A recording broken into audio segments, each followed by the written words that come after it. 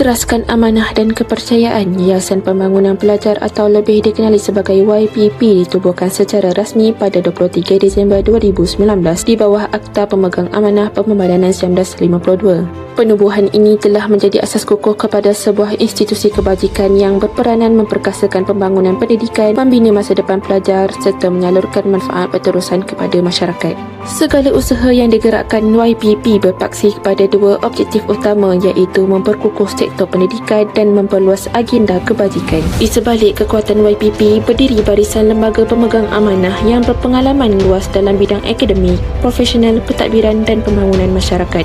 Dipimpin oleh tokoh-tokoh berwibawa, YPP menghimpunkan kepakaran daripada pelbagai latar belakang bagi memastikan setiap keputusan dibuat dengan teliti, strategik dan berintegriti. Komitmen YPP diterjemahkan melalui pelbagai inisiatif pembangunan pelajar yang menyentuh keperluan sebenar. Daripada penajaan yuran kecemerlangan, pembiayaan kos sara diri, bantuan peralatan pembelajaran hinggalah kepada kursus kemahiran insaniah. Bagi memastikan setiap gerak kerja berjalan secara sistematik, YPP disokong oleh struktur organisasi yang mantap dan dinamik.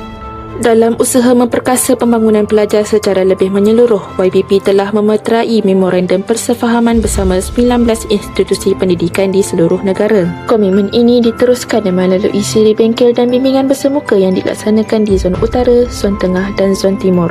YPP menyusun perancangan yang lebih progresif dan berimpak besar.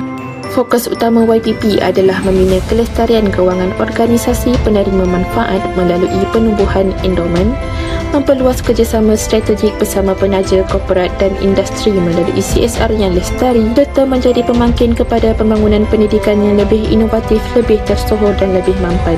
YPP telah berjaya memperoleh lanjutan kelulusan di bawah Subseksyen 446 Akta Cukai Pendapatan 1967 bagi tempoh 10 tahun. YPP komited dalam mewujudkan sistem pendidikan yang lestari demi masa depan generasi akan datang. Marilah bersama-sama menyokong hasrat murni ini melalui sumbangan anda. Sebarang pertanyaan sila hubungi nombor yang tertera. Terima kasih atas sokongan anda, amat kami hargai.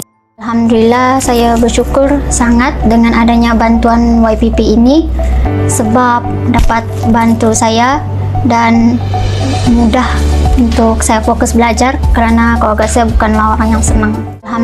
Terima kasih kepada YPP kerana telah membantu pelajar seperti saya, dan bantuan ini juga mampu membangkitkan semangat saya untuk menumpukan sepenuhnya kepada pelajaran.